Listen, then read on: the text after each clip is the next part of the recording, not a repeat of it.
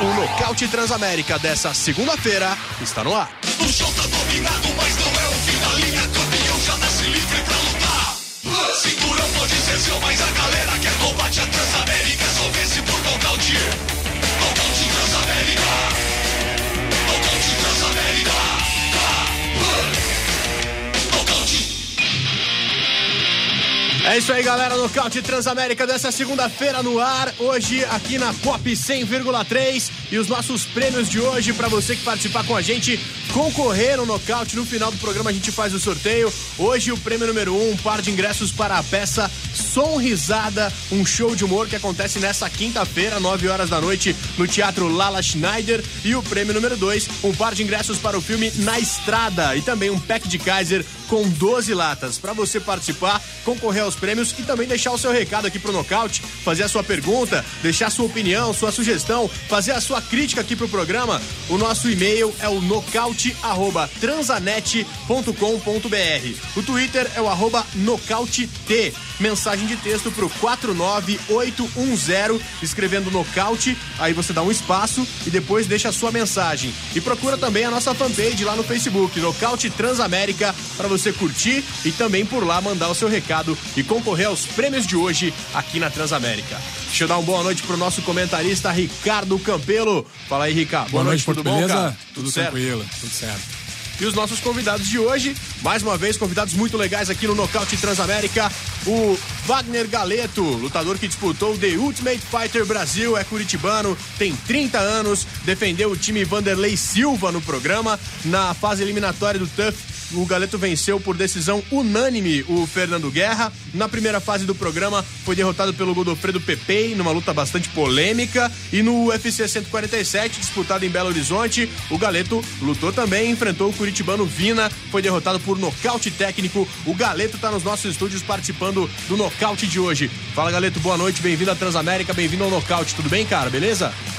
Tudo bem, agradecer a Transamérica Nocaute pela moral em trazer a gente. Show de bola, vamos conversar bastante com o Galeto. E também aqui com a gente o mestre Gili Ribeiro. Ele treina o Wagner Galeto, possui uma das maiores equipes do sul do Brasil, é praticante de karatê desde 1978, faixa preta na modalidade. A partir de 1992 passou a treinar também o jiu-jitsu, se tornou faixa preta da década passada. No total, o Gili Ribeiro conta com uma equipe aí que possui 20 alunos, todos eles faixas pretas. Mestre Gili, boa noite, bem-vindo à Transamérica, boa noite, bem-vindo também ao Nocaute, tudo bem? Boa noite, obrigado pelo convite. Estamos bem felizes de estar aqui com vocês hoje. De bola. Falsidade, hein? Tudo bem, ET? Boa noite. Merda, hein? Como é que você tá? Esse eu conheço, hein, cara? Você é amigo do mestre Gili, né? Cuidado com esse cara, Como é hein? que você conhece essa desgraça, mestre? Eu treinava na Que academia. coisa, rapaz. Comecei a treinar com o ET que me ensinou É os mesmo? primeiros passos. Putz! Até faixa vermelha, né? Cara, é ter boxe, eu... mais batido esse giro aí, cara. O ET é tarja preta, ele não é faixa preta. Ele é tarja preta. Durante o programa eu vou contar como é que eu quebrei ele uma vez, ele parou até de lutar. É mesmo, não é, cara? Você deu um pau no mestre Gili? É, Que beleza, hein, cara? pau nele. Bom, o Faquina não tá com a gente hoje aqui. Graças a Deus. É, você é Eu muito vou substituir traíra, o cara. Faquina, Você tá? vai ser o Faquinela hoje? É, eu vou ser o Faquinela. Então tá bom. Deixa eu acionar o quadro finalização pra gente começar o Nocaute Transamérica de hoje. O Ricardo Campelo vai destacar aí o que aconteceu de melhor no UFC on Fuel. Finalização.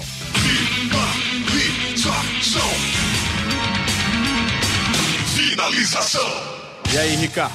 Manda bala. É isso aí, Porto. Antes de entrar no UFC on Field, do Munhoz contra o Weidman, eu queria falar das 3 principais lutas do Strike Force que rolou na sexta-feira, que é um evento interessante também. O Strike Force, por muito tempo, aí foi o segundo evento, né, atrás do UFC em importância, e aí foi comprado pela Zuffa há alguns anos. Tem sido mantido assim como um evento paralelo do UFC, com alguns lutadores que não estão ainda no porte do UFC, mas tem sempre algumas lutas interessantes para tratar. A primeira luta do card principal que eu gostaria de falar aqui é do Roger Gracie contra o Keith Jardine. Foi uma luta muito boa. O Roger Gracie é um cara aí, uma das lendas do jiu-jitsu, né? Um cara 10 vezes campeão mundial, tem um jiu-jitsu de primeira categoria, e é sempre legal ver membros da família Gracie, né? Família precursora do Vale Tudo no Brasil. Ele lutou com o Keith Jardine, que é um cara que já foi lutador do UFC, um cara que também é duro, e o Roger passou o carro, né? Na verdade foi a estreia do Roger na categoria médio. O Roger é um cara muito alto, tem 1,94, baixou para 84 quilos e nessa categoria ele acabou ficando um gigante. Tem uma envergadura muito grande, conseguiu com facilidade aí dominar o Keith Jardine, tanto na trocação, conseguiu botar para baixo, trabalhou ground and pound, tentou finalização, conseguiu até um round que os juízes pontuaram como 10-8, né? Que tem que ser um massacre mesmo. Muito boa participação do Roger, é um cara que já começa a pintar aí como um contender no Strikeforce, né? E naturalmente fica aquela, né? Como são eventos da mesma liga, né, que é a dona, da mesma empresa, a Zuffa, fica sempre aquela possibilidade de ir pro UFC também, né, um cara que no futuro, quem sabe, aí vai ser desafiante do cinturão também no UFC. O co-main event foi a luta do Nate Marquardt contra o Tyron Woodley. O Nate também foi lutador do UFC na categoria médio, chegou a enfrentar o Anderson Silva numa disputa de cinturão, e aí ele teve um problema com o que a gente estava tratando até no programa passado, do tratamento de reposição de testosterona. Ele não conseguiu atingir o nível que a comissão exige para poder lutar. E aí acabou desfalcando o evento principal. O UFC ficou muito, muito chateado com isso e acabou demitindo o Nate Marquardt. Depois de um tempo ele ficou sem contrato, acabou voltando pro Strikeforce e baixou de peso para lutar na categoria meio-médio. E fez um lutão contra o Tyron Woodley. Essa luta foi uma luta muito boa, muito movimentada. O Nate conseguiu manter a luta em pé, conseguiu também em alguns momentos botar o Tyron Woodley para baixo. Tyron Woodley, que é um wrestler de primeira linha, All-American. E foi realmente uma apresentação impressionante do Nate. Ganhou os 2 primeiros rounds. O terceiro round o Tyron se recuperou, conseguiu levar aí por pontos.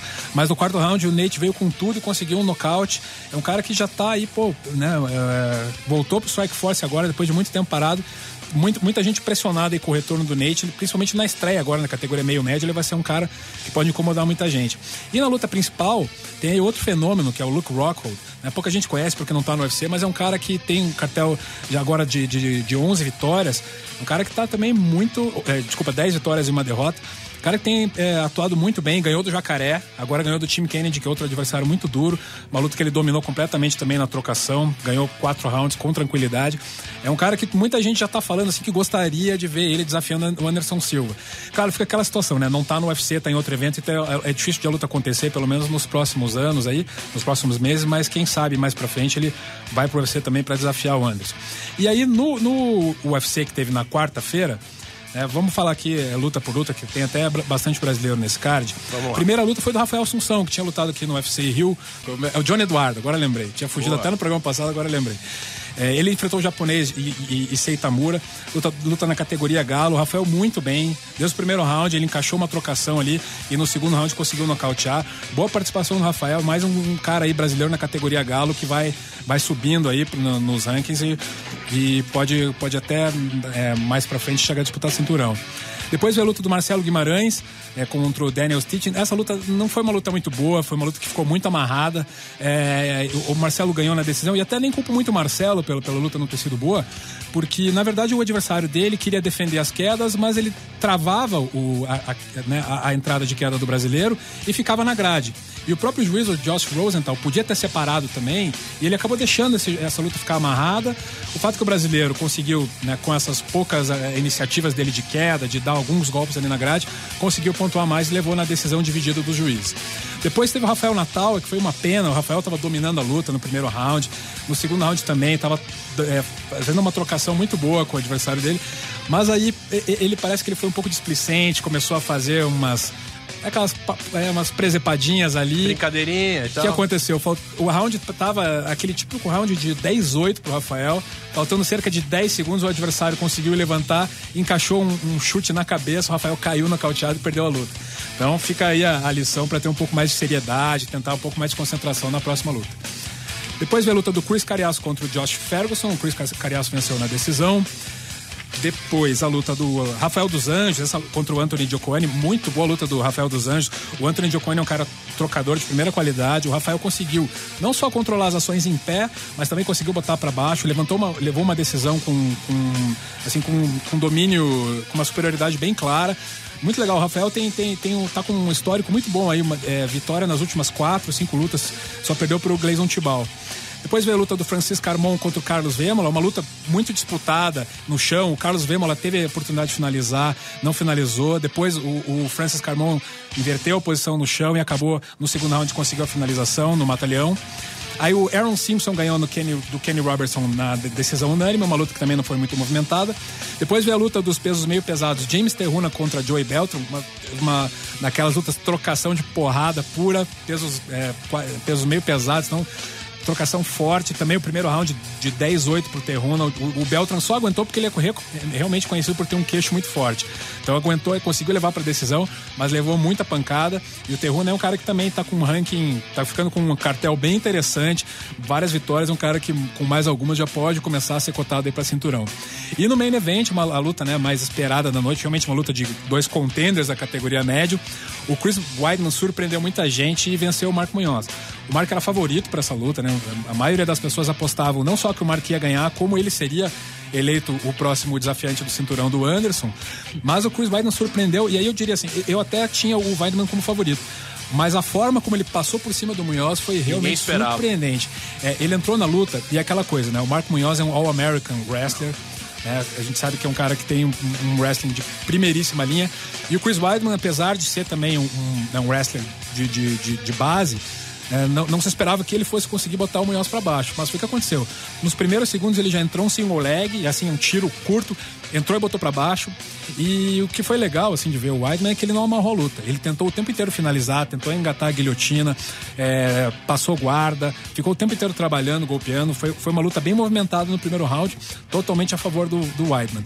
No segundo round, a mesma coisa, ele entrou aí, logo deu um shot ali, um tiro de single leg, botou o Munhoz pra baixo, golpeou, bateu.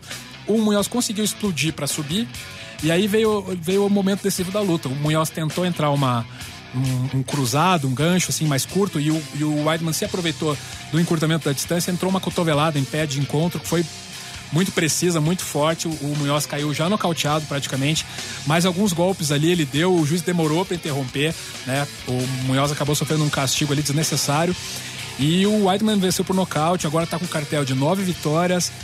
Olha, é um cara que realmente, a gente vai até abrir a discussão aí com os nossos convidados, mas ele tá sendo cotado pra ser o desafiante aí do cinturão com o Anderson. Eu vou perguntar isso pra todo mundo, Rica, mas dá tua opinião já, você acha que ele tem condições de fazer frente ao Anderson Silva? Eu acho, principalmente pelo estilo dele, eu acho que tem condição, né, que é o wrestler. E a gente já sabe que o ponto que não é tão forte do Anderson é a defesa de quedas, o Sonnen já mostrou isso, né? Acredito que o Anderson seria amplamente favorito contra o Chris, ainda acho que o Chris poderia trabalhar algumas lutas pra chegar lá, mas é aquela coisa, você tá um pouco sem desafiantes, né? Porque o Anderson já rodou a maioria da galera. O Vitor Belfort já rodou, o Sonnen já rodou 2 vezes, o Rich Franklin aí, que é ex-campeão, já rodou 2 vezes. Então, assim, o ideal seria fazer uma luta entre esses caras que estão subindo pra definir quem vai ser o contender. No fim das contas, eu acho que o que vai acontecer é que se o Anderson quiser lutar ainda esse eu acho que eles vão colocar o Chris Weidman ou o Hector Lombard, que vai lutar no card principal, né? Quando a gente vai falar dele no preview, se ele ganhar de uma forma impressionante do Tim Bolt. Né? Porque tem muito disso, né? É como ganhar. Se ele ganhar numa decisão, numa luta meio amarrada, acaba não criando tanto apelo pra botar ele como desafiante. E como o Chris ganhou de uma forma impressionante, ele tem essa vantagem já com relação ao Lombard. Exatamente, né? Agora, se o Anderson quiser, eu quero lutar só em fevereiro, porque ele demorou muito, ele defendeu o cinturão em agosto e foi lutar agora só em julho, né? Então, se ele quiser mais um tempo grande desse de esperas, eu acredito que o UFC vai casar o Weidman com o Hector Lombard, se ele ganhar, ou com o Alan Belcher, ou até com o Vitor, né, pra fazer uma luta pra ver quem se credencia pra disputar o cinturão. Legal.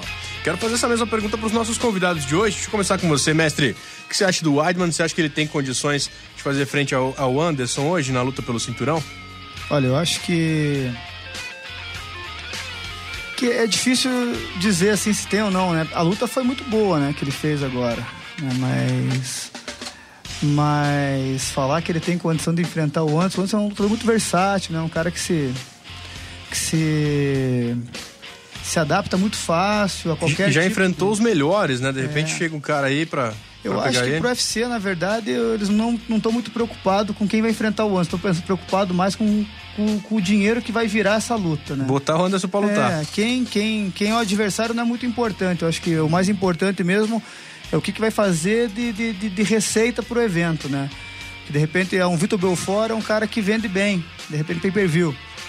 Então, às vezes é melhor casar o Vitor Belfort uma revanche, né? Uma revanche para causar uma discussão, né? E movimentar a bolsa de apostas, dinheiro, né? Que na verdade o que interessa pro UFC não são só boas lutas, né? É dinheiro. Promoção, né? E você, Galeto, o que você acha, cara? Do Weidman, também do Lombard, você acha que qual dos dois aí que poderia ser o próximo adversário do Anderson? Bom, eu acho que todo adversário que tá próximo a enfrentar o Anderson, acho que eles criam uma expectativa boa em cima do adversário. Acho que todo mundo cria expectativa boa em cima do adversário, até realmente para vender a luta. Porque hoje em dia, na minha opinião, acho que não tem ninguém para enfrentar o Anderson.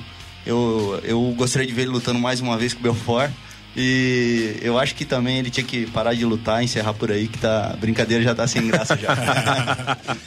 Mas o que você falou é verdade, né? Os caras acabam jogando o possível adversário do Anderson lá pra cima pra tentar vender um pouco mais, né? Fazer um marketing maior sobre a luta. Né? Se for o Lombard, o próximo adversário, aí eles vão construir tudo em cima do cartel do Lombard. Que ele tá invicto aí, né, muitas lutas, mas lutando no Bellator. Ele tá estreando no UFC agora. Né? Então, se você for ver o cartel do Lombard é realmente muito bom. Ele tem 2 derrotas e muitas vitórias. Agora, o cartel do próprio Chris Weidman é mais qualificado que o do Lombard, porque o Chris Weidman já ganhou do Demian Maia e já ganhou do Marco Munhoz. O Lombard, ele não tem nenhuma vitória representativa, assim, né? Nunca ganhou de um cara assim que você sabe, pô, essa vitória vale porque esse cara é muito bom. Mas é aquela coisa, como o UFC quiser promover, eles vão fazer. Eles vão botar tudo em cima, né, do Lombard, dizendo que ele é um cara, isso e aquilo. E se for o Weidman, daí eles vão trabalhar como, nossa, a jovem revelação. Que pode desbancar o grande, né? Prospecto. E lógico também que hoje em dia todo mundo sabe que a grande luta é Anderson Silva e John Jones, né? Mas tá claro que os dois não querem se enfrentar, mas a grande luta seria essa, né? Seria. Aí seria, o bicho ia pegar, né? Participação da galera por aqui, ó. O João Garcia fazendo uma pergunta pro mestre Gili Ribeiro. Gili, quem que você considera o melhor lutador de jiu-jitsu dentro do UFC hoje, hein? Hoje dentro do UFC, eu gostava muito do Demian Maia antigamente, quando ele lutava jiu-jitsu, né? Uhum. Quando ele fazia jiu-jitsu no UFC também. Eu achava que ele era o cara que podia voltar a mostrar, né? E eu acho que de uns tempos pra cá, assim, a luta que me impressionou, o jiu-jitsu melhor que me impressionou mesmo a luta foi do Galeto mesmo, que deu um passeio de jiu-jitsu, né? Na sua apresentação no UFC 147. Acho que lutou muito bem, né? E resgatou um pouco desse jiu-jitsu mesmo, que a gente não tem visto, né? Eu não me recordo de ter visto ninguém assim com talento jiu-jitsu específico, né? Wrestling tem bastante gente, mas um jiu-jitsu mesmo, passagem de guarda, um trabalho né? que buscasse isso, eu faz tempo que eu não vejo no UFC. Foi anunciado agora à tarde, a contratação do Vini Magalhães, né? Tá voltando pro UFC. Ele que fez a parte de treinamento do Chael Sonnen para essa luta contra o Anderson. E a gente deu para ver um progresso ali do Sonnen, né? Ele conseguiu montar no Anderson, né? Que é um faixa preta de jiu-jitsu já há muito tempo. Então o Vini Magalhães é um cara que também, será que resgata aí o jiu-jitsu no octógono? É aquela história, né, cara? Tem que ver a luta, né? Porque a essência os caras têm, né? Todos eles têm, né? Quem é lutador de jiu-jitsu tem a essência do jiu-jitsu, né? Mas o Minotauro, né? Que era um cara que tinha isso no tempo do Pride, mas acabou ficando mais pro boxe e eu realmente não tenho visto mesmo o jiu-jitsu puro no UFC, não tenho visto mais, não. Eu treino muito jiu-jitsu. Você treina, ET? Puro. O que é? Puro, jiu-jitsu puro, meu. Jiu-jitsu puro é teu estilo. É. O Pedro pergunta aqui pra vocês qual que é a avaliação que vocês fazem do jiu-jitsu do Anderson. Como o Rica falou, ele é faixa preta em jiu-jitsu há muito tempo já, mas tem quem considere que não é também dos pontos fortes do Anderson Silva. Como é que vocês avaliam o jiu-jitsu do Anderson, hein? Olha, se a gente for avaliar a última luta agora, o jiu-jitsu dele foi ineficiente pro que o Sonnen tinha, né? Programado. Não defendeu a passagem de guarda, não defendeu nada ali, né? Mas enfim, como ele falou, era uma estratégia que tinha montado pra luta e tudo mais, né? Mas é aquela história, né? Às vezes, tudo que a gente treina não dá certo também. Então, vai fazer o quê, né?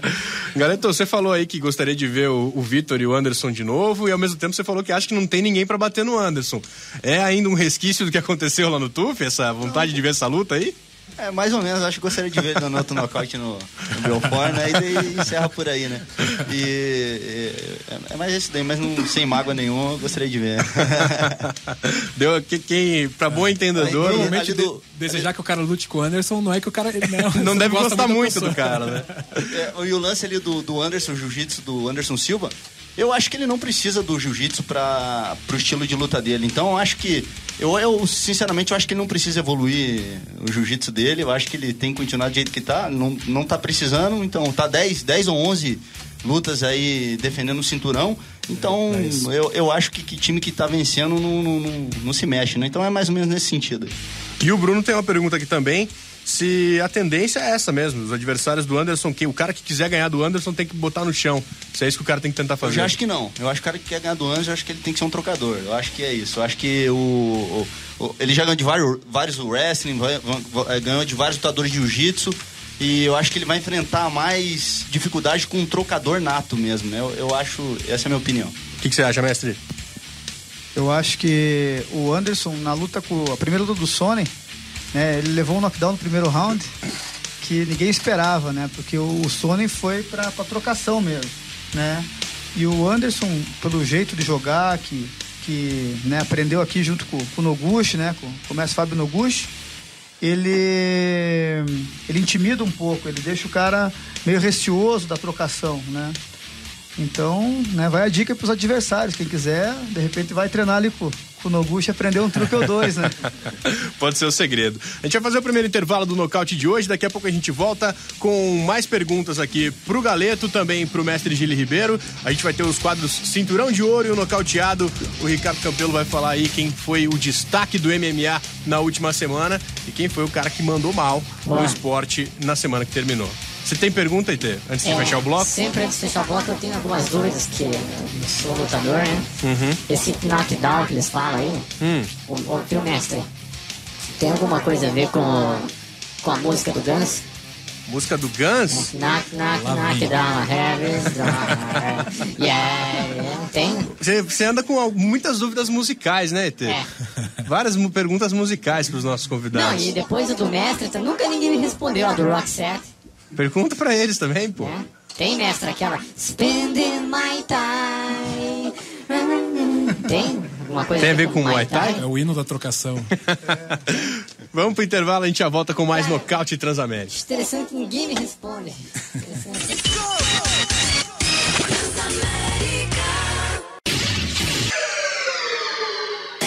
Você está ouvindo. O próprio UFC divulgou isso de forma oficial, que ofereceram pro Shogun o Glover Teixeira. Nocaute Transamérica. De volta com o Nocaute Transamérica dessa segunda-feira, hoje recebendo o mestre Gili Ribeiro e o Wagner Galeto aqui nos nossos estúdios. Para você participar, nocaute@transanet.com.br é o e-mail, o Twitter é o @nocautet, mensagem de texto pro 49810, escrevendo nocaute e depois deixando o seu recado. E tem também a nossa fanpage, facebook.com, e lá você procura Nocaute Transamérica para você curtir e também participar. No final do programa tem sorteio de ingressos para teatro, ingressos para cinema e tem um pack de Kaiser com 12 latas. Eu chamo agora o Cinturão de Ouro aqui no Nocaute. O Ricardo Campelo vai falar quem foi o grande destaque no MMA na última semana. Cinturão de Ouro. Cinturão de Ouro. Cinturão de Ouro. E aí, Ricardo, quem que se deu bem aí na semana que passou? O grande mérito vai pro Chris Weidman, né? E aí, assim, não só por ter vencido o Marco Munhoz, né? Que é um cara bem ranqueado, um cara que a gente sabe que é duro. Mas o que foi muito legal do Chris, e eu acho que é o que pode levar ele para disputar o cinturão, é procurar sempre a finalização, sempre procurar definir a luta, né? Tem muitos wrestlers americanos que são criticados, aí o John Fitch, por exemplo, que o cara coloca para baixo e fica ali, dá um golpezinho ou outro, mais leve ali, mais para pontuar, mais para não deixar o juiz levantar a luta do que para tentar finalizar, para tentar agredir o adversário, né? E o Chris Weidman, desde o começo, ele botou pra baixo, ele bateu muito forte. Você via que ele tava tentando definir com os golpes que ele tava dando. E tentou muitas finalizações. Ele mostrou que tem uma guilhotina ali muito boa. É que o Munhoz defendeu bem, mas a guilhotina ali é muito boa. E pra um cara que é grappler que nem ele, acaba sendo um diferencial importante aí na luta. Então, principalmente por ter tido essa postura de buscar a finalização, de tentar nocautear o adversário, como acabou nocauteando já no segundo round, vou homenagear aí o Chris Weidman. Chris Weidman, então, leva o cinturão de ouro do Nocaute Transamérica de hoje. Agora é hora do nocauteado.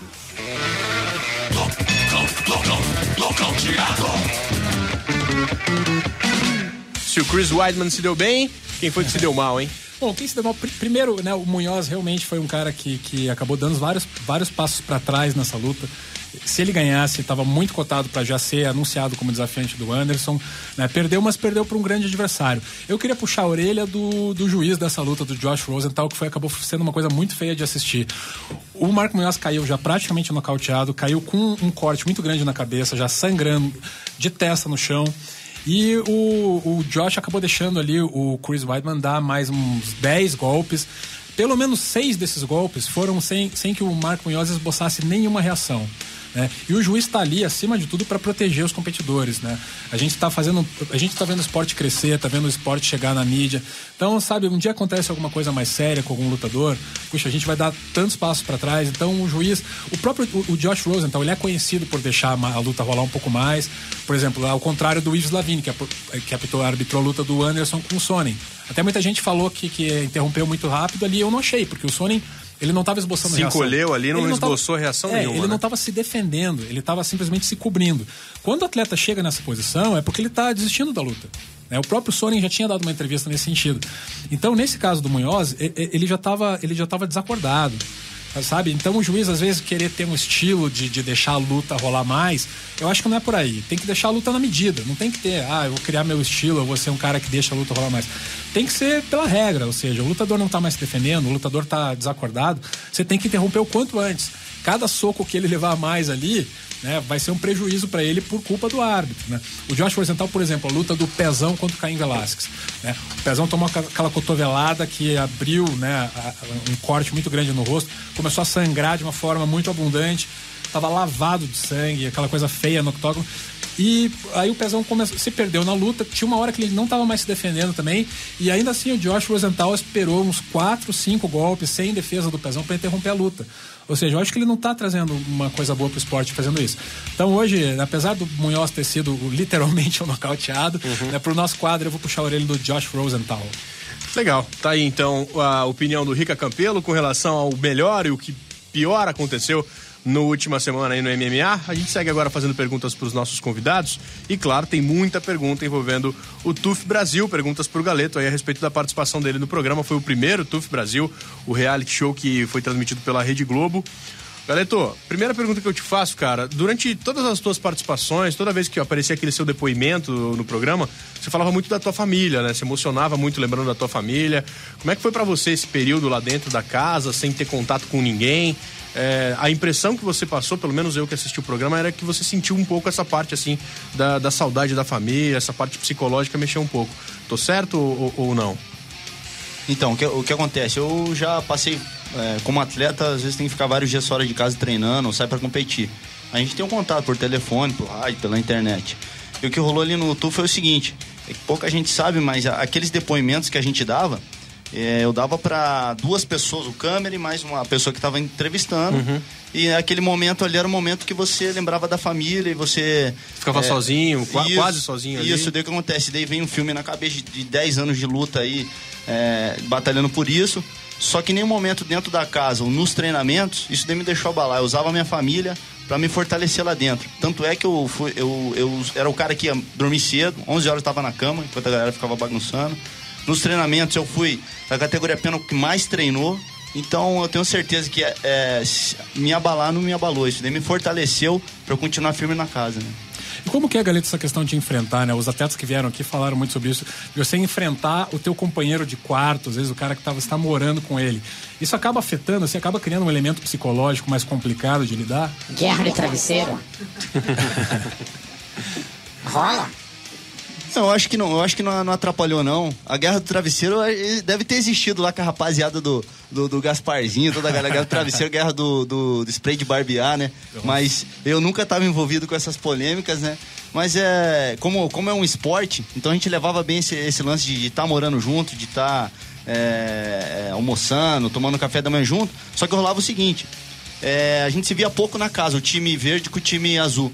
Enquanto um time estava treinando, o outro estava na casa e vice-versa. Então, a gente se via mais à noite. então não tinha também, um time quase não ficava com o outro, né? Só na segunda fase que rolou mais isso, né? Mas daí, no caso, as quartas de final, a semifinal eu já não estava mais competindo, só estava treinando, então não senti isso, né? Uma das grandes polêmicas lá da casa foi a luta entre amigos, né? Que o Vitor acabou casando do Gasparzinho contra o Ronnie Jason, que já tinham falado pra ele que não queriam se enfrentar e tal. Os caras já tinham morado juntos, E tal, e o Vitor sabia disso. Como que você vê essa questão, assim, de enfrentar um amigo ou um cara que já treinou contigo? Eu acho que enfrentar um amigo é sempre difícil, né? Então, porque se você enfrentar um colega de treino é uma coisa, mas um amigo, que no caso deles, que você já morou junto, você cria um vínculo. E às vezes o teu amigo você é muito mais próximo de um amigo que com um irmão, com a mãe ou com um sobrinho. Então, um amigo, às vezes, você cria vínculos maiores. Então, se eu tivesse no caso deles, eu ia sentir muito e com certeza ia atrapalhar, e atrapalhou a luta, né? Eu acho que atrapalhou a luta. A luta não foi o que podia ter sido, né? Com certeza, isso mesmo. Fala um pouco da tua luta com o Pepe, cara. Teve muita gente que achou que você devia ter vencido aquela luta contra o Pepe, e teve os 2 golpes baixos, né? O árbitro chegou a dizer que se ele acertasse de novo ia tirar ponto. Ele acertou de novo e não perdeu os pontos, né? O que pouca gente sabe também é que, por exemplo, a primeira luta que eu fiz foi do primeiro episódio, foi no HSBC Arena. E contra o Fernando Guerra, né? Isso, contra o Fernando Guerra, foi uma luta que precisou ir pro 3º round. E que até o Dana White falou que não precisava, e a luta acabou indo. É verdade. E o que acontece? Lógico, na edição da Globo, se você pareceu que a luta foi polêmica, mas se vocês assistirem pelo site, vocês vão ver que foi uma luta muito boa. E o que acontece? 4 dias depois eu tava lutando com o Pepe.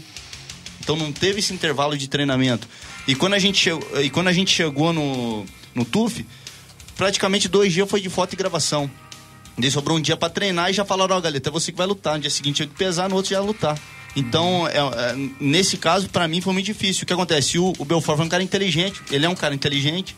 Ele pegou e botou o Pepe, que tinha lutado 30 segundos contra o Johnny Cabeça, se não me engano, pegou num triângulo muito rápido, e botou eu pra lutar com o Pepe. Naquele dia eu tava, um dia antes da luta, eu mal conseguia dobrar a perna, mal conseguia andar. Foi muito difícil pra mim essa fase. E daí a luta contra o Pepe... Ainda por causa da luta do Isso, Guerra. Tava muito machucado. E com a luta com o Pepe, mesmo lesionado, mesmo com bastante problema, eu compliquei a luta. Na minha opinião, acho que eu venci.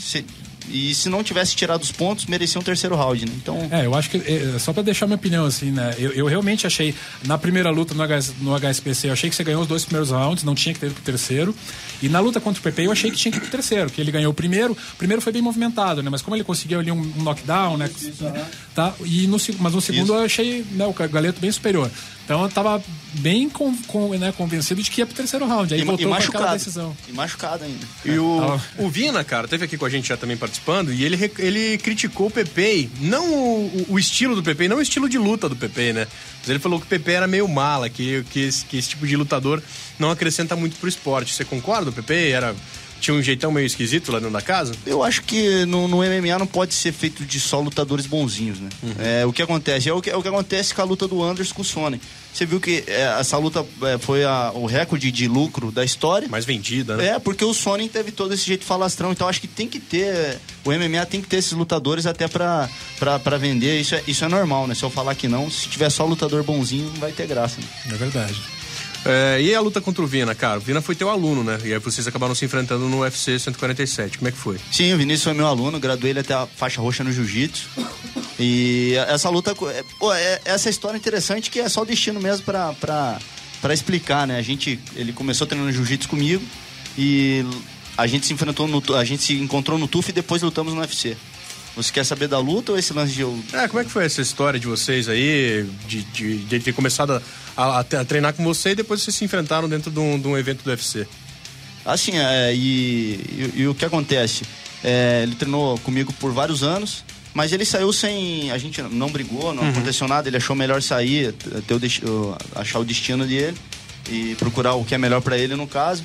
E essa luta no UFC, eu acho que não teve aquele sentimento que tinha na luta com o Pepe e com o Rony e com o Gasparzinho, de amizade. Então a gente entrou ali pra lutar mesmo, independente do que tinha acontecido no passado.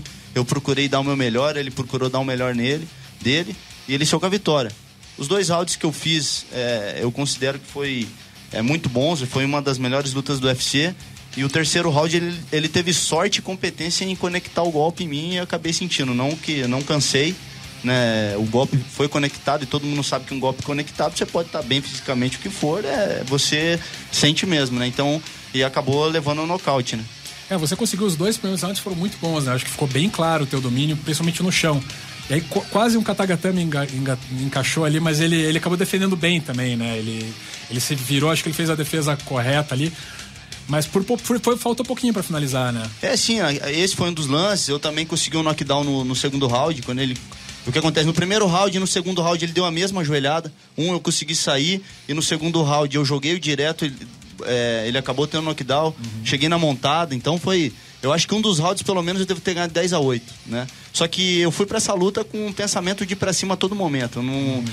Eu sabia que quando você luta 3 rounds no mesmo ritmo, querendo um nocaute, querendo uma finalização, o risco de você tomar um nocaute e uma finalização é muito grande. Mas eu sabia que tinha que estar ali, tinha que mostrar uma luta boa. E é isso que o público quer ver. E sempre quando eu lutar, quando fizer minhas próximas lutas, vai ser com esse pensamento. Você entrou realmente com esse pensamento, sim, porque nas lutas do TUF em geral, né? Teve muitas lutas que o próprio Dana White e o pessoal comentou que, poxa, o pessoal não soltou o jogo, né? Acabou não rendendo tudo que podia, lutou um pouco mais pra pontuar do que pra vencer. Você acha que você mudou a tua mentalidade pra última luta? Mudei sim, porque contra a luta contra o White eu administrei bastante a luta, né? Que eu tava vencendo, então não tinha por que eu atacar. Na luta com o Pepe, eu não atacava tanto porque eu tava mal fisicamente, minha perna tava doendo muito. Foi uma luta mais administrada e quanto o Vinícius não, eu fui pra cima, e quando é uma luta assim tudo pode acontecer, né? Então e a luta que eu fiz, o público gostou. Eu sei que o resultado não foi bom pra mim, mas o que importa é que o público gostou e isso daí tá me motivando muito a continuar no evento. Eu acredito que essa luta vai fazer eu entrar no UFC, e eu tô esperando essa resposta aí, que eu tenho certeza que vai ser positiva.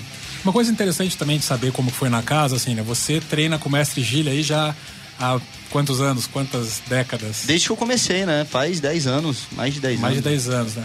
E aí mesmo nas tuas lutas de MMA aqui, é sempre o Gil no teu core, né? A gente vê que ele tá sempre apoiando. E aí na casa você acaba encontrando outros lutadores, né? Professores que, apesar de ter aí uma história, né? Serem professores muito renomados, né?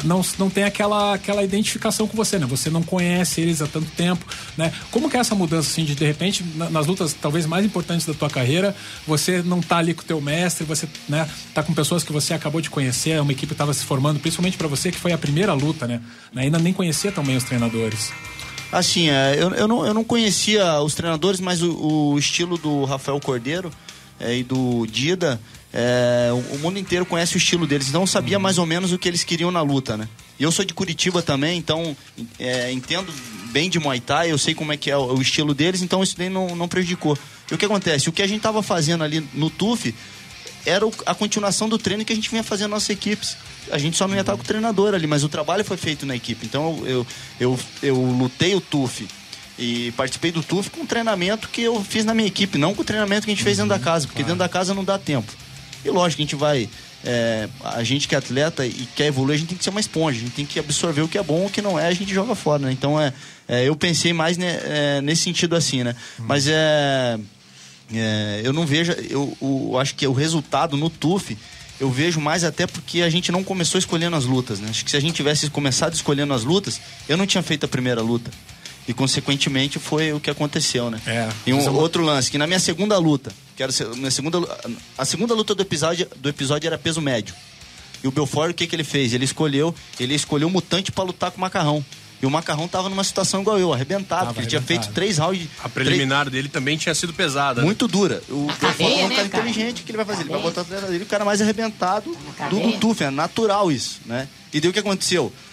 Agora eu não sei se o Vanderlei que pediu pro Belfort pra segurar o Macarrão, ou o Belfort perguntou se alguém estava machucado e queria que segurar, mas acredito que foi o Vanderlei que pediu para não botar o Macarrão, porque o Macarrão estava muito machucado. Aí sim que eu vi.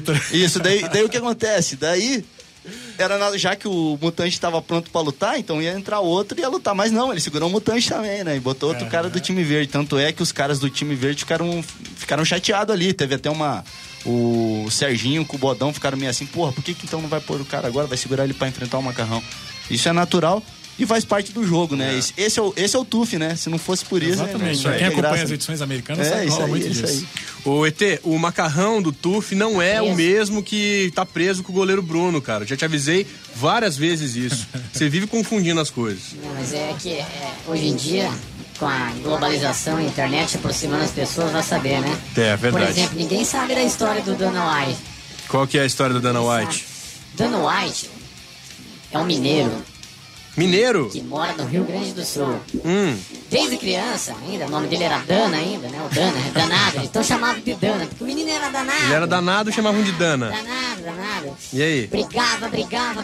Seu pai, que era mineiro, sua mãe gaúcha, a mãe gaúcha, os pampas, da Serra Gaúcha, inclusive. Lajeado? Ele treinava nos galão de vinho, lá em Caxias, que faziam vinho, ele batia nos galão quebrados, mas isso não interessa. Tá. Então ele demorava pra vir pra casa, demorava muito, daí a mãe dele saía, a mãe dele já acostumada com o pai dele gaúcho, né?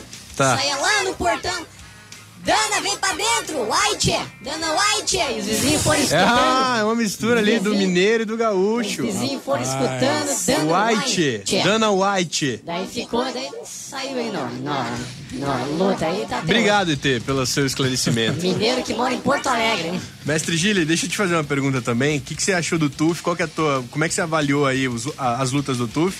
E deixa eu te perguntar também se você gostou do resultado final. O Mutante e o Jason mereceram esse título? Ficou em boas mãos aí o título do TUF? Olha, eu gostei bastante do... O programa mais ou menos, na verdade, sabe? É mesmo? Por quê? Porque, na verdade, eu acho que a edição da Globo não foi tudo aquilo, Não ficou bacana, na tua opinião? Porque, na verdade, o que me interessava mais eram as lutas, né? Não o convívio dos caras dia a e tal. dia, essa parte não... Na verdade, eu como treinador não chamava tanta atenção. Não tinha tanto interesse nesse sentido, né?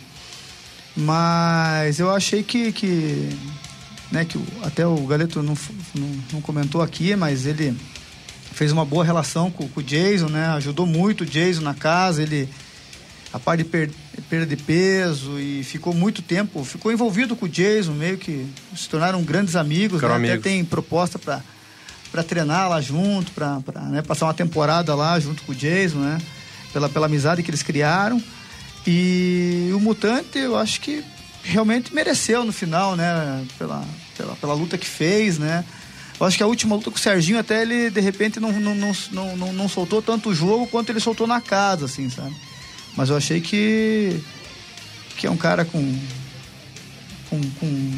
uma disposição física diferenciada, assim, sabe, pra categoria, um cara muito grande, né? Eu vi ele no UFC, assim, um cara realmente com diferencial, assim, sabe? Eu não sei como é ele apanhando, né? Porque a gente só vê quem que é o bom mesmo quando apanha, né? Porque daí o cara que aguenta o castigo, né? Mas batendo é leão, né? Que nem o Vitor, né? O Vitor batendo, eu considero ele leão, né? Apanhando, eu não sei, né? Diminui um pouquinho. Vamos para mais um intervalo e o Nocaute Transamérica sempre para Baterias Eliar. Baterias Eliar é Neymar. Central de vendas 3334-2104. 3334-2104. A gente já volta com o último bloco do Nocaute Transamérica de hoje. Fica ligado. Você está ouvindo. Fala aí, ô xarope. Deixa eu meter um Bruce Wolfer aí pra vocês agora, hein? Você vai apresentar qual que é a tua... Nocaute Transamérica.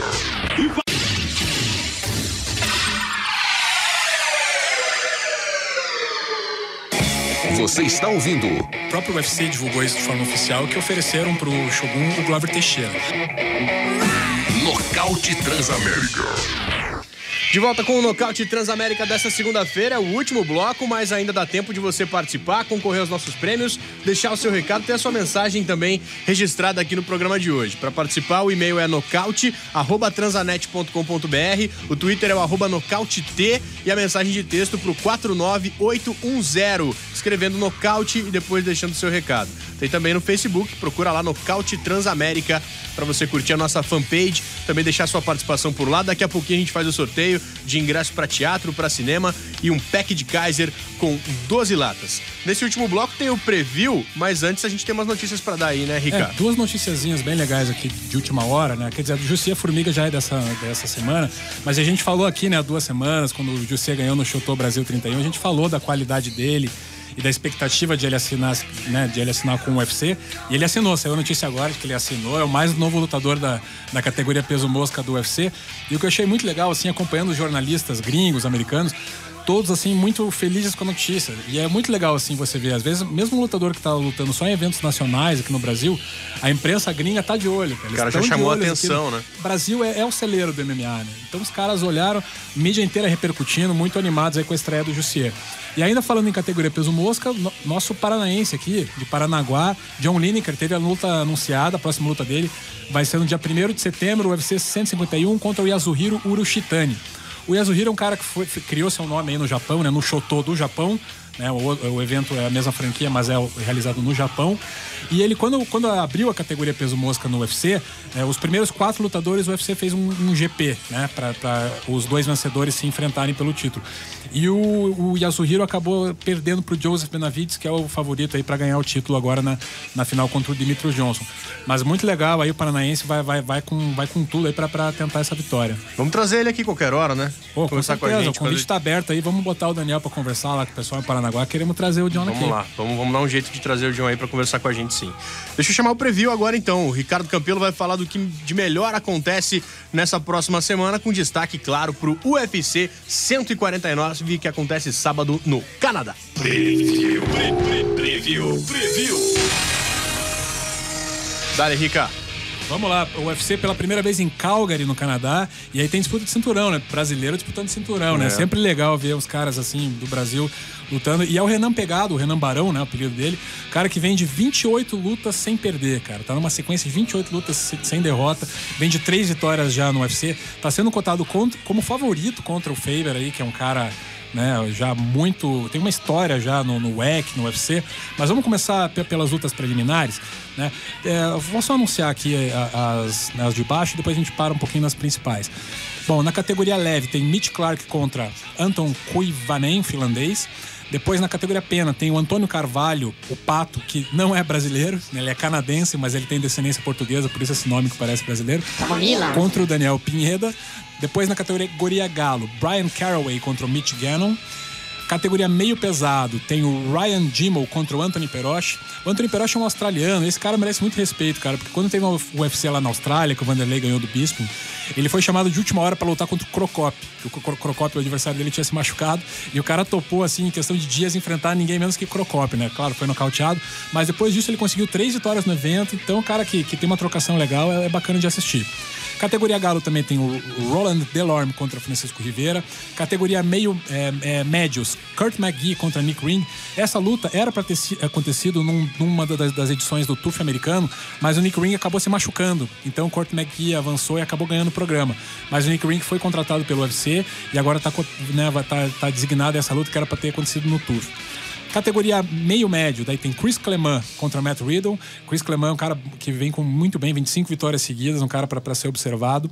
Depois, na categoria meio-médio ainda, tem o australiano, o americano, né, naturalizado australiano, Brian Ebersol contra o James Head. Ebersol é aquele cara que tem aquela seta no peito, né, que ele depila o peito no formato de uma seta.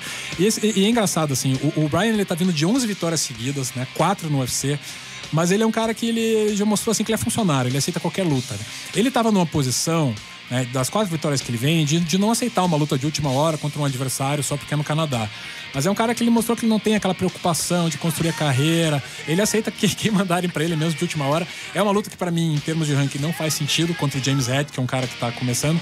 Então acho que o Brian é amplo favorito aí, mas é aquela luta, né? Se ele perder, aí acaba ficando feio, ele acaba perdendo boa parte do que ele construiu. Depois aí uma luta peso pesado, né? Era pra ser o Minotauro enfrentando o francês Chick Hongo. O Minotauro acabou não se recuperando daquela lesão dele. E aí entrou o Sean Jordan, um canadense também pra lutar, um americano pra lutar. Uma luta que deve ter bastante movimentação, bastante trocação, né? Deve rolar um nocautezinho pra agradar a galera.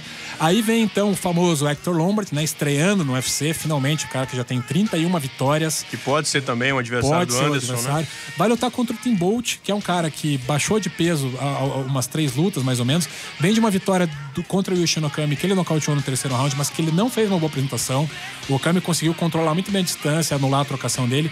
E o Lombard, ele é um cara que tem... Ele não é um cara de envergadura grande. O físico dele lembra um pouco do Toquinho, assim. Ele é atarracado, é baixinho, mas é muito forte e bate. Tem um punch inacreditável, assim. Ele consegue alguns knockouts. Quando conecta o soco ali, e ele trabalha muito no boxe, é difícil segurar. Então, se ele nocautear o Tim Bolt, assim, de uma forma impressionante, aí o UFC vai sentar pra ver se vale mais a pena botar ele ou o Weidman contra o Anderson. No main event, então, tem a luta do Barão, né? O Barão é um cara que é impressionante, assim. Você pode falar, mas lutou no Brasil, lutou em evento pequeno. Tudo bem, mas 28 lutas sem derrota é uma coisa que é impressionante em qualquer lugar do mundo. Mesmo, lutando em qualquer evento. 28 lutas sem perder. E as lutas que ele fez no UFC também, ele enfrentou adversários bons como o Brad Pickett, o Scott Jorgensen. Ele dominou completamente as lutas. Contra o Brad Pickett, ele fez uma, assim... anulou o cara na trocação. Quando o cara, né, sofreu uma quedinha ali, ele voou nas costas do cara, agarrou ali. O cara mostra que tem um jiu-jitsu muito bom. E é um cara da Nova União, né? Nova União hoje é uma das principais, é a equipe que mais é vitoriosa no Brasil, é a principal equipe com o André Pederneiras. Os caras fazem um jogo muito bom pra anular o jogo de wrestling, né? Que é o do Ryan Faber. Então, basta lembrar a luta do José Aldo, que é parceiro de treino do Renan Barão, contra o Faber. Ele minou ali com os leg kicks, defendeu todas as quedas e ganhou na decisão. Eu acredito que o Renan é favorito para essa luta. Ele deve... Principalmente nos 3 primeiros rounds, eu acho que ele é bem favorito para ser superior ao Faber. A gente nunca viu o Renan lutar 5 rounds, então a única dúvida que fica é se ele tem nível assim, de gás, de atleticismo para aguentar o Faber, porque o Faber é um cara que tem muito gás. É wrestler, né? O wrestler ele tem a tradição de ser muito atlético, assim, muito atleta. Então, mas é bem legal, pô, mais um cinturão pro Brasil seria nada mal, né? Ainda mais com o Renan Barão, é um cara de primeira qualidade. Legal. Semana que vem, no Nocaute Transamérica, tudo aí sobre essa luta entre o Ryan Faber e o Renan Barão, valendo o cinturão dos pesos galo do UFC, o UFC 149 no Canadá. A gente está aqui hoje com o Wagner Galeto, que participou do TUF, e com o mestre Gil Ribeiro. Mestre, muita gente procurando, se interessando pelo esporte, procurando entrar aí para o mundo das lutas depois do TUF, depois que o UFC passou a aparecer mais na mídia? As nossas academias, né, modéstia à parte, sempre foram muito cheias, né? A procura é muito, muito grande nas nossas academias, né? Nosso querido Ricardo pode... É verdade. Já teve por lá, né? Treino muito bom. Falar aqui. Mas é assim, eu não dou aula de MMA. Eu não faço esse tipo de coisa porque eu acho que é uma picaretagem isso daí, sabe? Aula de MMA é picaretagem? Porque na verdade é assim, porque o MMA é uma mistura de artes marciais. Se você não tem uma base em uma arte marcial, você não tem base em nada, né? É a mesma coisa que você construir um prédio com areia só. Uhum. Então você tem que primeiro buscar aprender uma coisa, saber essa coisa bem. Saber o jiu-jitsu, o muay thai, o wrestling. E a partir disso você buscar mais conhecimentos. Daí você buscar. Mas você fazer uma aula de MMA, falar assim, não, eu vou treinar MMA hoje. Treinar tudo. Direto. Eu acho que é um pouco de mentira, né? Na minha ideia da coisa. Sim.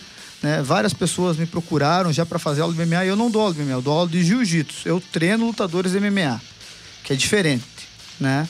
E é uma opinião minha, eu acho que é isso, porque eu acho que um prédio sem vergalhão, um prédio sem uma estrutura boa, não fica em pé. Eu tenho vergalhão. Como eu que sou aluno, advogado, né? É como se fazer uma aula de direito, né? Não existe. Tem aula de direito civil, direito penal, direito tributário, acho que por aí. Tem que conhecer. Eu queria te perguntar, mestre, assim, vocês que são uma referência de jiu-jitsu em Curitiba, o jiu-jitsu já foi uma arte que dominou com muita facilidade o MMA, né? Porque ninguém fora do Brasil conhecia.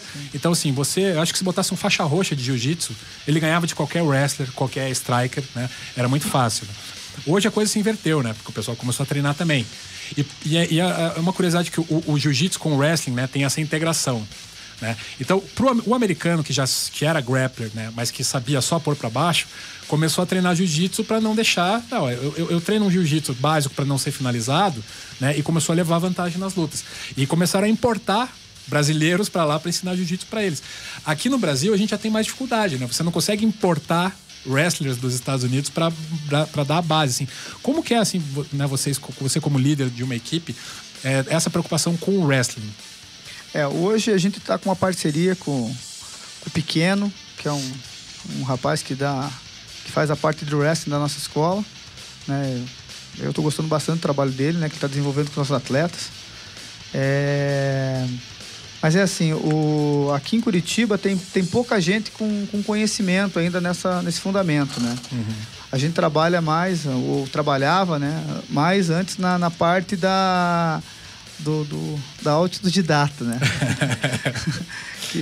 O que funciona, o que deixa de funcionar, como derrubar, né? A gente assistia muitas lutas dos adversários e buscava estratégias para determinadas saídas, situações, né? E isso daí foi capacitando a gente em algum sentido, lógico que não de maneira da mais correta, né?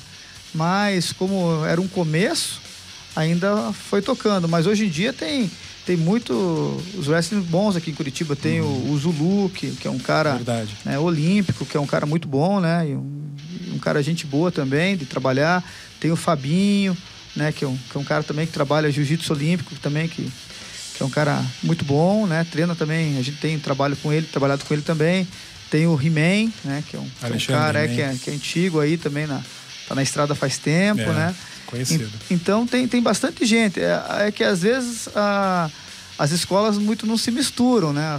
Um não quer buscar muito conhecimento em outro lugar, tal. Ainda tem uma certa... não é nenhuma rivalidade, mas uma competitividade. É um bairrismo, porque você fica meio naquela, vou lá, mas sabe, o cara tá com o fulano, tá com o ciclano, né? Então a gente acaba preferindo cada um ficar no seu canto, né? E isso não é só aqui, né? O americano tem muito disso, né? De fazer o treino, tipo, o cara paga e fica lá treinando, né? Só que daí o brasileiro tem que entender que o americano paga $10 mil, $20 mil e treina lá, né? O brasileiro quer falar que vai colocar um pet teu no kimono e vai... não adianta, né, cara? Ô, mestre, você já falou aí que o pessoal da academia tá todo mundo ouvindo, né? Então manda um abraço pra rapaziada aí que parou o treino hoje pra ouvir o Nocaute Transamérica. Queria mandar um abraço pra toda a galera aí da Gili Ribeiro, das 11 filiais que tem aqui em Curitiba, né? E São José, aqui região metropolitana. Falar pra galera que estamos aqui, né? Um grande programa, com grandes pessoas aqui, pessoal muito legal, muito respeitador. E é isso aí, moçada. Agora vamos treinar um pouquinho, pelo menos pro final, né, do treino. É isso aí, valeu. Mas a propaganda aí, mestre, como que funciona a academia, que tipo de treino tem? Vocês estão com 11 sedes, não dá pra falar de todas aí, mas quem sabe as principais, onde o pessoal pode encontrar informação na internet? Nós temos o site, né, nosso, que é o www, tá passando por uma reformulação também agora, né, que é o www.giliribeiro.com, e temos também o Facebook, né, que é o Gili Ribeiro, né, que a galera também pode entrar em contato conosco, né, o CT que a gente dá aula é na Dr. Favre, né, o Galeto dá aula na República Argentina, né, na academia. Como que é o nome da academia, Galeto? Academia Paládio. Academia Paládio também é um treinaço lá, um tatame enorme lá, uma galera muito boa. E o clima nas nossas escolas é sempre muito bom, sabe? A gente é contra, na verdade nós queremos ser os good boys, não os bad boys, né? Então o nosso lema agora é a escola da família, sabe? Nós queremos não só o lutador na nossa escola, nós queremos a família, o pai, a mãe. Por isso que é o Brothers no nome, né? Isso, queremos esse pessoal porque é assim que se faz esporte, né? Com amizade, com companheirismo, né? Com a rivalidade sadia. Sem briga nem nada. Mestre, tem o projeto social também, né? O pessoal estava comentando aqui que você tem um projeto social na Vila Torres e em Piraquara. Sim, temos 2 projetos sociais, né? Na Vila Torres e em Piraquara, né? Onde dá aula o Kleber Pastor e o Vladimir Cardoso. São meus braços. Como é que funciona esse projeto? Né? Então, o projeto social a gente atende 92 crianças ao todo. Essas crianças recebem um trabalho psicológico, né? Também recebe kimono, tatame para treinamento, um lanchinho também, quando a gente tá bem de bolsa. Mas é um trabalho que já tem frutos, né? Nós temos o Alessandro Martins, que saiu desse trabalho social, que é um faixa preta meu hoje. O menino que está treinando comigo faz mais de 10 anos já, desde a escola tem 12. Então, vi crescer o menino e já é vice-campeão mundial de jiu-jitsu. Então é um menino de 22 anos, assim, que daqui a pouco vocês vão estar falando dele aí na parte do UFC. E também do William Galetinho também, que é irmão do Galeto. É irmão do Galeto. Eu fui lá no corner, né? E é um mosca aí que é um cara que vai... Teve aqui com a gente já o Galetinho, pô. Ele participou do Papo de Crack uma vez de manhã aqui com a gente. É um garoto gente finíssima, mas nós temos vários atletas, né? E as crianças que estão vindo, né? Que são os diamantes, na verdade, porque a média da nossa escola hoje em dia, de lutadores, é uma média de 22 anos. uma média etária de 22 anos. Então a gente tem, né, uma escola muito jovem mesmo, né? O pessoal tem bastante ainda para evoluir, né? Pra Isso, crescer. e nós estamos acreditando demais também. O nosso projeto já é mantido há mais de 10 anos também. O projeto, desde a escola tem 12, quase coincide com a fundação da escola, né? O projeto social, que é uma coisa que na verdade é a nossa menina dos olhos, né? Temos grandes colaboradores também que nos ajudam a manter esse trabalho. Muito legal. Mestre, obrigado pela tua presença, parabéns pelo trabalho, parabéns aí pela tua história dentro do mundo das lutas aí, do jiu-jitsu principalmente, e até a próxima. Vamos marcar de você voltar aí para conversar mais aí. Pô, vai ser um prazer, muito obrigado mesmo, né? Até a gente ia trazer vai mandar pra vocês um presente aí. Queremos que vocês Opa, por favor, né? Gostamos muito. Principalmente pro ET, né? Que já me batia, se eu não trouxer, eu vou apanhar mais ainda. Eu sou teu aluno, faz quanto tempo? O ET... 10 anos já. Mais ou menos. O ET saiu do projeto social também? Eu encontrou ele por aí, largado? Ele me achou numa valeta e eu tô até hoje lá, bicho. Legal. Eu ganhei um PlayStation, até hoje ganhei um PlayStation. Eu moro na casa do Gili, entendeu? Valeu, Comemos mestre. na Obrigado mesma pela tua mesa. presença. Galeto, obrigado por ter vindo também, cara. Parabéns. Como é que tá aí tua carreira agora, teus próximos passos? Tem luta marcada? Como é que tá? Bom, tô aguardando agora o UFC, né, pra ver o que vai acontecer com a minha carreira, mas eu posso adiantar que tá muito boa, está surgindo muitas oportunidades, patrocínios, então eu tô andando, acabei de vir de Londrina, mês que vem tem que ir pra interior de novo, no outro Campo Grande. Celebridade. Então tá bom, tá muito bom mesmo. Quero agradecer aqui a oportunidade na Transamérica Nocaute. E também quero deixar meu Twitter aqui pra galera responder pra mim lá como é que foi a entrevista aqui, que é Galeto P014. E no Facebook também é Wagner Galeto. Então, Tem o blog também, né? não, tem o site, é wagnergaleto.com. Né? Agora a gente tá com o site. Então agradecer mesmo e o TUF veio pra popularizar o esporte no Brasil, né? E a gente tá batalhando há muitos anos, por isso estamos vendo agora aí todo esse... Galeto. Isso mesmo. E nada mal, né? E treinar com o Jason lá em Fortaleza, nesse frio Fortaleza desgraçado. não, tá é no fazendo. Rio, né? No Ele Rio, tá no Rio? na Tino Nogueira. Então tá beleza. Porque Obrigadão mesmo. ele fechou, interessante ele lá, fechou um patrocínio, né, com o Fortaleza. Por isso que eu falei. É verdade. O time do Fortaleza vai ele patrocinar é natural ele, de né? Fortaleza. E eu sou paranista, pô, torço Paraná Clube. Vamos descolar aí, pô. E eu moro em Pinhais, hein, galera. Os treinos em Curitiba, dou aula em Curitiba, mas eu moro em Pinhais. A galera de Pinhais sempre fica enciumada, né? Pô, o Galeto só fala de Curitiba. Eu sou de Pinhais e sou paranista. Legal, valeu, Galeto. Obrigado por ter vindo, cara. Show de bola. Rica, até semana que vem, cara. Valeu, até segunda. Segunda-feira que vem, 8 horas da noite, tem mais Nocaute Transamérica. Os ganhadores de hoje, Juliano Santos, do Twitter, @JuSantos11, leva um par de ingressos pra peça Som Risada, show de humor que acontece quinta-feira, 9 da noite, no Teatro Lala Schneider. E o Diego Colibaba, do Twitter, @Diego Colibaba, leva um par de ingressos. Esses esquema do bombom, né, Ete? Leva par de ingressos pro filme Na Estrada e um amigo pack, dele. tudo amigo. Essa é uma coisa que eu já falei no ar aqui. Estranho isso, Ninguém nunca ganhou prêmio na Transamérica sem ser amigo do Daniel Bombom. Cara, daí Se chega- você não conhece o Bombom, desista, você não vai ganhar. Mas enfim, um par de ingressos pro filme Na Estrada e um pack de Kaiser com 12 latas pro Diego. Diego e Juliano tem 2 dias úteis, tô brincando, né, gente? Claro, pode participar aí, que a gente faz o sorteio e todo mundo pode ganhar. Juliano e Diego podem passar aqui na Transamérica em 2 dias úteis. A Mauri Lang Silvério, número 81 no Pilarzinho. Tem que passar em horário comercial, trazer um documento de identificação para concorrer aos nossos prêmios. Semana que vem tem mais Nocaute Transamérica. Agradecendo também todo o pessoal aí que veio com o Mestre Gili, com o Galeto. Semana que vem tem mais, galera. Um O abraço. japonês aí tá sempre aí, bicho.